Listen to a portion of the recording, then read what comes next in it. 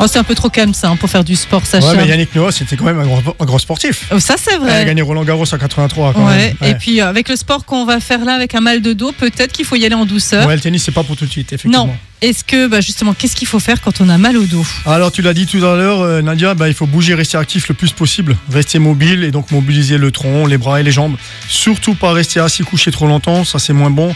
En général, on a moins mal quand on bouge. D'ailleurs, c'est une recommandation de tous les médecins. Le sport, il améliore quand même la mobilité et ça va diminuer les douleurs. Donc, il faut bouger. Oui, mais il faut bouger, mais il faut faire quand même attention à quelque chose. Hein. Alors, ouais, tout à fait. Donc, les charges lourdes, déjà, on va oublier. Les sauts, c'est pareil. On fait attention à la vitesse d'exécution, à l'amplitude et à la douleur forcément qu'on ressent. Donc, on va commencer par la charge. Savoir porter une charge lourde en sport, ça s'apprend. Hein. Donc, on ne le fait pas n'importe comment. On utilise plus les jambes que le reste du corps et on rapproche la charge très près du corps, du centre de gravité. Donc, ça, on fait attention. Ensuite, pour tout ce qui est sauts, ça va accentuer le mal de dos. Donc, on évite de faire des sauts. Donc, quand on doit sauter, on oublie. On court pas. On va commencer par marcher au lieu de faire de la course. Ensuite, il y a la vitesse aussi d'exécution qui compte. Donc, si on va trop vite dans un mouvement, on risque d'aggraver le problème. Donc, il faudra adopter une vitesse gestuelle modérée, voire même lente. Plus ça sera long et plus on tirera sur les fibres musculaires et moins sur les articulations. Donc, ça sera mieux. Et puis, bien sûr, on écoute ses sensations parce que le mal de dos, il peut être sévère, il peut être pas sévère. Ça dépend. Donc, on va pas forcer. On s'écoute. Voilà, on s'écoute, mais on est actif tout de même. Ça, c'est important. Alors, il y a des sports qu'on va privilégier. Moi, je pense peut-être à la natation. Je ne sais pas si c'est une bonne idée. Tout à fait. Alors, il y en a qu'on va éviter, il y en a qu'on va faire. Déjà, dans ce qu'on va éviter, tout ce qui est course, corde à sauter, je l'ai dit, mais le judo, le cheval, le tennis, le squash, tout ça, c'est impact. On l'évite, voilà. Et puis, tous les sports en général qui sont à accélération, comme le sprint ou à rotation, où on tourne beaucoup le tronc de manière répétée et intense, ça, on l'évite. Par contre, on peut s'orienter vers les sports portés ou à décharge pondérale et les activités douces. Donc on va citer la natation, le vélo, le rameur, l'aviron, le yoga, le stretching, même la musculation quand elle est adaptée, il n'y a pas de problème.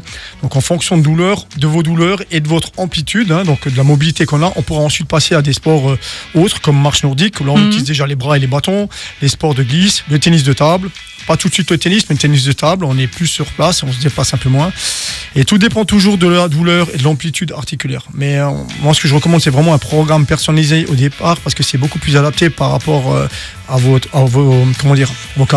caractéristiques, à vos douleurs et à vos limitations. Bien sûr. Voilà, c'est plus adapté, mais on peut faire quand même des sports collectifs. Alors, on fait du sport pour justement la mobilité et d'avoir moins mal, mais qu'est-ce qu'on peut faire encore en complément? Alors, c'est du sport aussi d'une certaine manière, la relaxation, les étirements, puisque les étirements pour moi ça fait quand même partie de la séance de sport, donc ça va vous aider à relâcher les tensions nerveuses et à augmenter l'amplitude articulaire. Donc s'étirer, ça va favoriser le soulagement de la douleur. Après, bien sûr, il y a aussi la kinésithérapie qui peut également soulager.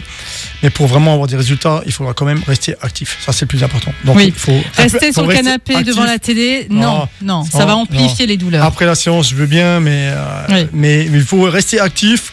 Il faut s'étirer et si on a des douleurs, bien sûr, on peut aller faire de la kinésithérapie. Voilà. Et puis, il faudra de toute façon avoir le feu vert du médecin. Ça dépend vraiment de l'intensité des douleurs. Mais moi, je donne un conseil, bougez et vous allez voir que ça ira nettement mieux. Le mot de la fin, Sacha, j'adore ça toujours. Alors, si t'as mal au dos, oublie le repos et mets-toi au boulot. Voilà, tout est dit. Voilà. Si t'as mal au dos, oublie le repos, mets-toi au boulot. Merci Sacha et je te dis à la semaine prochaine. Tout à fait, bon week-end, bye bye.